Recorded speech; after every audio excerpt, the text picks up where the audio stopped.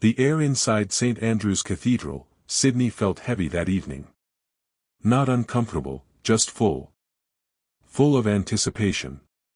Full of quiet excitement. Full of expectations that had taken months, even years, to build. Rows of polished wooden pews were packed with nearly 200 guests. Family members leaned toward one another, whispering smiles. Friends raised their phones carefully, already recording, careful not to disturb the moment. The cathedral lights glowed softly against the stone walls, reflecting off white flowers lining the aisle. At the altar stood Oliver Grant. 32 years old. Calm.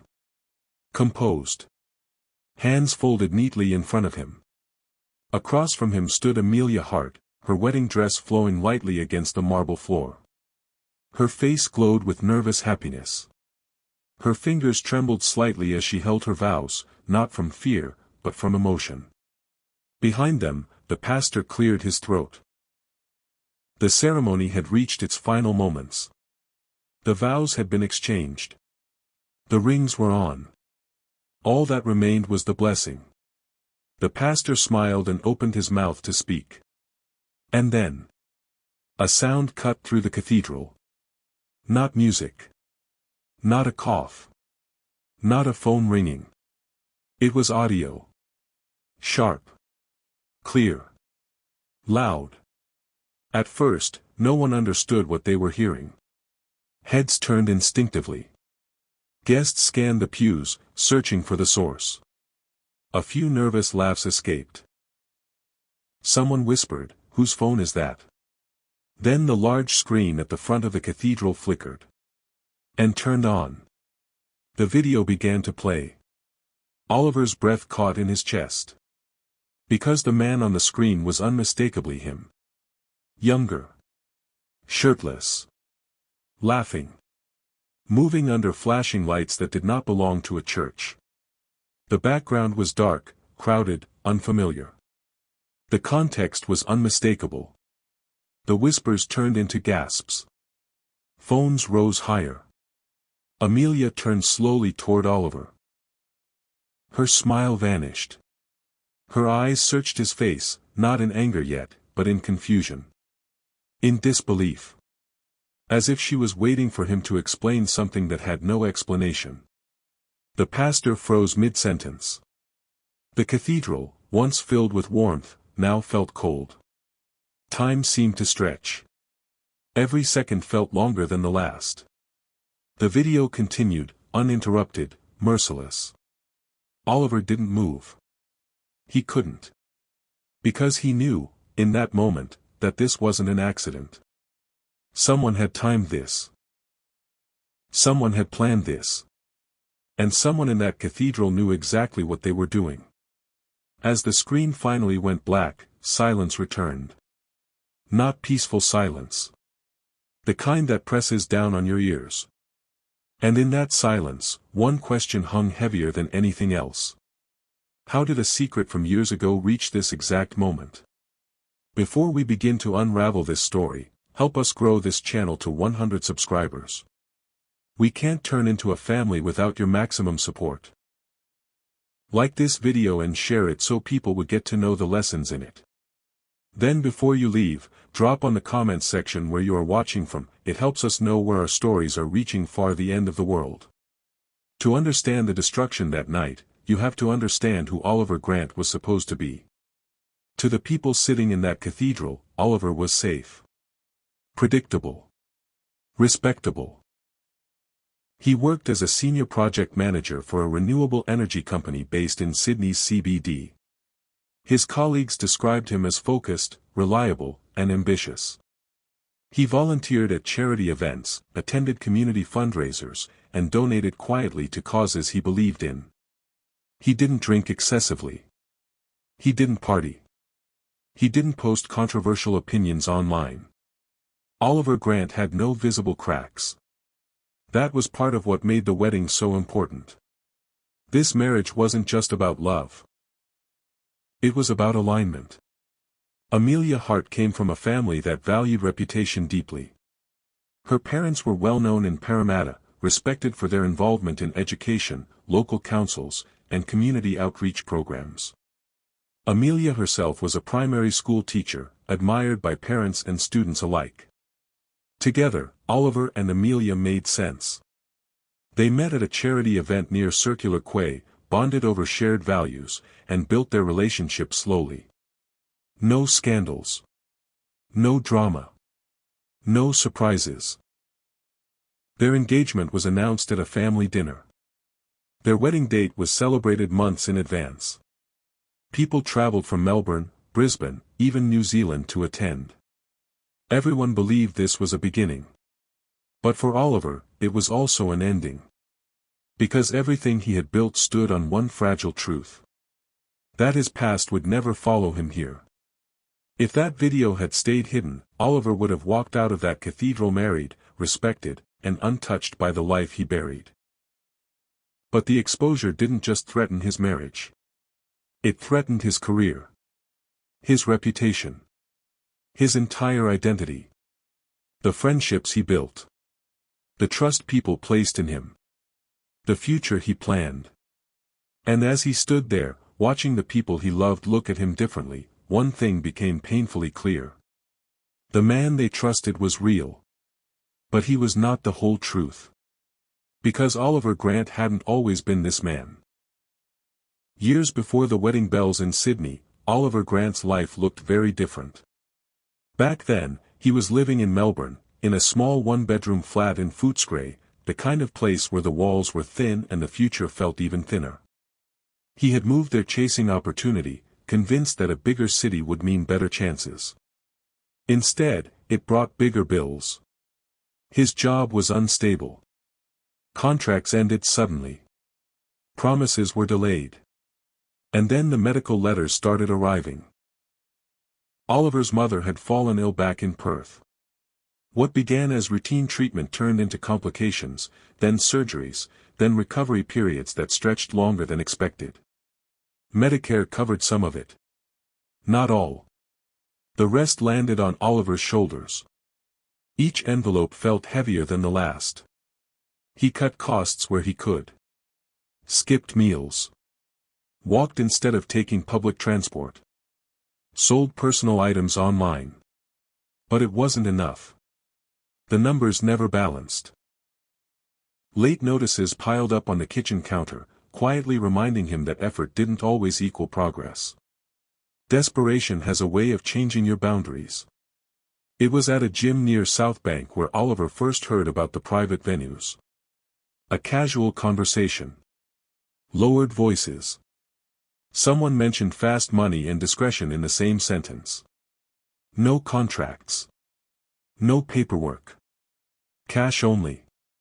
Oliver didn't ask questions at first. But when rent was due and his mother needed another procedure, he listened. The venues weren't advertised. There were no signs. You didn't walk in, you were invited. Locations changed. Names didn't matter. Faces were remembered, but identities were not. At least, that's what Oliver was told. He worked under a different name. Wore different clothes. Learned when to speak and when to disappear. Phones were supposedly banned, but cameras existed, hidden, unofficial, sometimes forgotten. Anonymity was the illusion that kept everyone comfortable. But illusions break.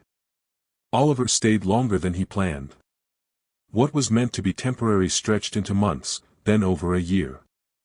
The money helped. His mother recovered. The bills stopped coming. And slowly, Oliver convinced himself that this part of his life would never follow him. When he finally left Melbourne, he did it cleanly. New city. New job. New contacts. New version of himself. He deleted accounts. Changed numbers. Burned bridges on purpose. He believed he had erased that life completely. But he was wrong. Because recordings existed. And worse than that. One person from that life never disappeared. That person was Ethan Rowe. To the wedding guests in Sydney, Ethan was just the best man, the confident friend who cracked jokes during rehearsals, kept everyone relaxed, and seemed genuinely happy for the couple. To Oliver, Ethan was history. They met in Melbourne. Same gym. Same circle. Same hunger for something better. When Oliver entered the private venue world, Ethan already understood how it worked. He wasn't a performer, but he was always nearby, helping, managing, observing. And most importantly, recording. Back then, Oliver trusted him. That trust followed them to Sydney. Ethan helped Oliver move. Introduced him to people. Became part of his new life. When Oliver met Amelia, Ethan was already there, smiling, supportive, playing the role of loyal friend perfectly.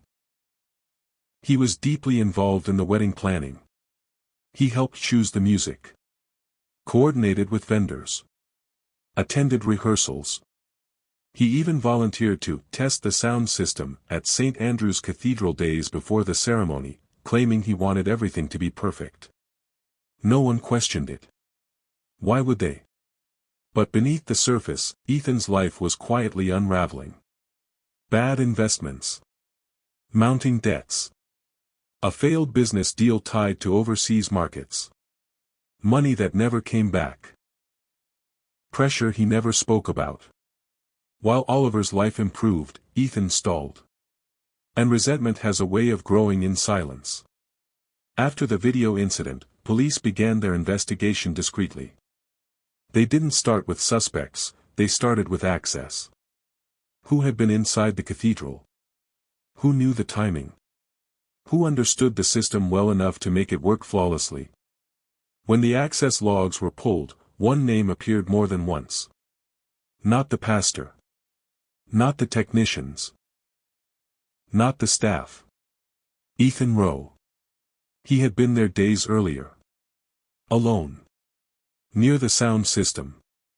And suddenly, the role of best man didn't look so innocent anymore.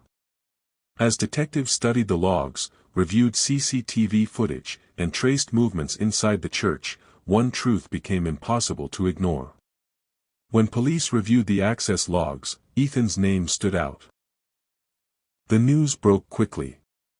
Within hours of the cathedral incident, Sydney media outlets reported that police had arrested a freelance AV technician suspected of playing the video during the wedding ceremony. Headlines screamed. Wedding nightmare solved, technician confesses. For many viewers, and for some of the guests, relief washed over them. Maybe this was a simple mistake. Maybe someone had just wanted to show off a prank. The nightmare might finally be over. But it wasn't. The technician, a man named Mark Llewellyn, was shaken as he sat in the interrogation room at Sydney Central Police Station. His hands trembled, his voice cracked. Yes, I played it, he admitted. But I didn't record it. I didn't plan it. I was paid. I was paid to do it, that's all. The detectives leaned in. Who paid you? Mark hesitated. He swallowed. Then, finally, he spoke. Offshore, from an account in New Zealand. I never met them. I didn't know anything about the groom, the bride. Nothing. The room went quiet. The person who had orchestrated the chaos had never even entered the church. They were watching from afar. Pulling strings. And the technician, the one the media painted as the villain, was just a tool. For a brief moment, viewers might have felt satisfaction, the case was solved. But now, the questions returned. Who had the power, the access, and the obsession to time this attack perfectly? And worse. Why target Oliver, who seemed to have left his old life behind so cleanly? The person who ordered the leak had never been inside the church. That single fact sent investigators back to the beginning, to the people closest to Oliver. Suspicion naturally fell on Ethan Rowe. He had been inside the cathedral days before the wedding, alone, testing microphones. He had the skills, the access, and the opportunity. CCTV footage captured him moving near the sound system. The timing of the rehearsal and the actual ceremony? Suspiciously perfect. Detectives began to interview him. Ethan, one asked, did you have anything to do with the video being played? Ethan's calm facade cracked slightly. No, he said. I helped Oliver. I wanted everything perfect. That's all. But evidence stacked against him. Access logs. Surveillance cameras. Witnesses recalling him lingering near the AV room. Even the media speculated. Was the best man really a friend, or the villain behind the nightmare? Just when it seemed Ethan might be cornered, something else emerged. Blackmail. Investigators discovered messages on Ethan's personal phone. Threats. Demands. Payments. Someone had forced him into position, warning that if he didn't comply, the footage would be released online in more than just the cathedral, targeting not only Oliver but also Amelia's reputation, her family, and even Ethan himself. Suddenly, everything shifted. Ethan wasn't the mastermind. He wasn't a puppet pulling the strings. He was a pawn. He had been coerced. Cornered. Pressured. And someone else had orchestrated the perfect frame, a plan that let them remain invisible while chaos erupted. Ethan wasn't the mastermind, he was leverage. And the question that haunted investigators, journalists, and the audience alike became clear. Who benefits from destroying Oliver, Amelia, and the wedding night forever? No one was safe. Everyone had a motive.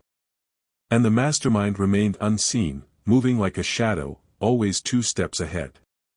After the wedding chaos, Amelia Hart withdrew. Not to hide. Not out of shame. But to process. To understand. To piece together the fragments of her shattered world. Her friends noticed her absence from school for a few days, but she avoided the public eye. Her parents, though protective, understood, this was their daughter grappling with betrayal at the most intimate level. Amelia's heart had been broken in the most public way imaginable. But she was smart. She wasn't just going to sit and wait for answers from police, who were moving methodically but slowly. She needed to know the truth herself.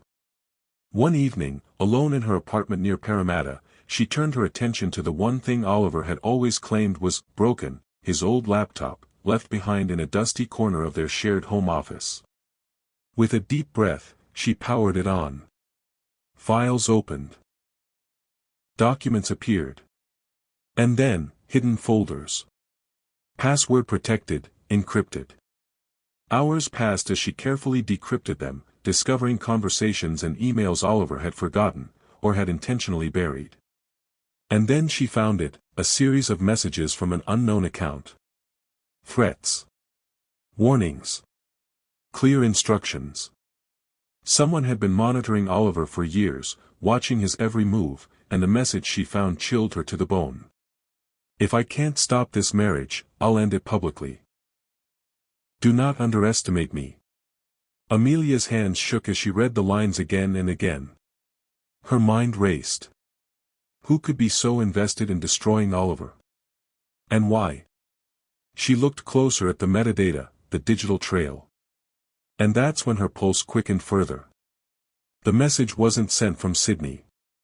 Someone far away. Someone watching from another city. Someone who had orchestrated the entire nightmare while remaining unseen. For the first time, Amelia realized, this wasn't just about Oliver's past. It was a carefully staged attack, executed by someone with patience, obsession, and reach. Police traced the IP address of the threatening messages. Brisbane. A city hundreds of kilometers away. Not Melbourne. Not Sydney. Somewhere familiar, yet distant enough to evade immediate suspicion. The discovery sent investigators scrambling.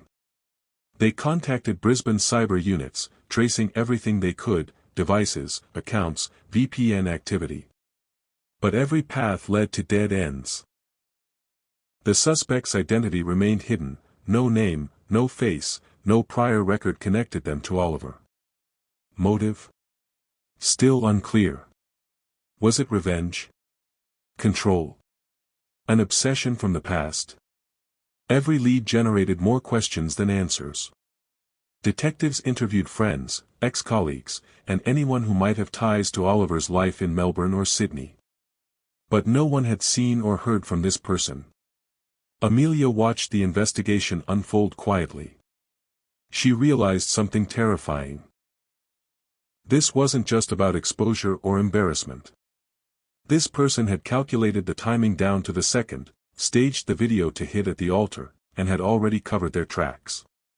Then came the most frustrating discovery of all. The account that had sent the threats, that had manipulated Ethan, that had orchestrated the wedding nightmare, was deleted the same night police traced it. Gone. Invisible. Untouchable. It was as if the entire operation had been executed with surgical precision, leaving nothing behind but chaos and unanswered questions. For Amelia, Oliver, Ethan, and even the authorities, the nightmare wasn't over. It had only evolved. The account was deleted the same night police traced it. And just like that, the case was reframed entirely. The focus shifted from Oliver's past and Ethan's coerced role, to an unseen, cunning mastermind operating from the shadows. The aftermath of the wedding was nothing short of catastrophic. The ceremony, which should have been remembered for joy and celebration, became a cautionary tale whispered across Sydney's social circles. St. Andrew's Cathedral, once a symbol of faith and community, now stood divided. Congregants argued over security lapses, gossip spread like wildfire, and families took sides. Oliver Grant didn't wait for the dust to settle. Within weeks, he left Australia entirely, disappearing from public life. Friends lost contact. Colleagues were left with the memory of a man who had seemed untouchable, until everything unraveled. Amelia Hart vanished too. She didn't post on social media. She didn't attend school. She retreated to a quiet life, far from the prying eyes that had witnessed her heartbreak. Her students noticed her absence. Her family worried, but she refused to explain herself. Ethan Rowe, cleared of wrongdoing, became a shell of his former self. He returned to work, but friends noticed the distance in his eyes. Invitations dried up. Gossip whispered around him. His social life was ruined, even though the truth proved he was a pawn, not a player. As investigators closed in on leads that went nowhere, frustration mounted. Offshore accounts had been deleted. IP addresses traced to Brisbane had vanished. Evidence seemed to evaporate as if the entire operation had been meticulously designed to leave no trace. The city moved on. People forgot the details. Yet the memory lingered for those who lived it, the whispers, the faces, the video that destroyed trust in an instant. And, in the eyes of law enforcement and the affected families, one bitter truth remained. No one was charged. No one confessed. The nightmare had consequences, but no justice. No accountability. No closure. Only questions. Now, after everything, the investigation, the offshore payments, the blackmail, Ethan's coerced role, the Brisbane trail, the moment could be viewed in an entirely new light. It wasn't just a wedding gone wrong. It was a meticulously staged betrayal. Someone had planned it with patience, precision, and intent. Someone had anticipated every move, manipulated the right people, and vanished without leaving a trace. Who did it?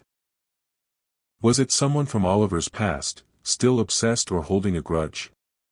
Was it a hidden mastermind, orchestrating chaos from Brisbane or beyond? Or was it an entirely different player, someone who benefited from the fallout without anyone suspecting their involvement? The truth remains unknown. The questions linger. And the story continues to haunt Sydney, Brisbane, and beyond, a chilling reminder that secrets, no matter how deeply buried, can always be weaponized. And now, it's your turn. Who do you think orchestrated it? Comment below where you are watching from, Sydney, Brisbane, or somewhere else. Share your theories, your suspicions, your own ideas about how the plan might have unfolded.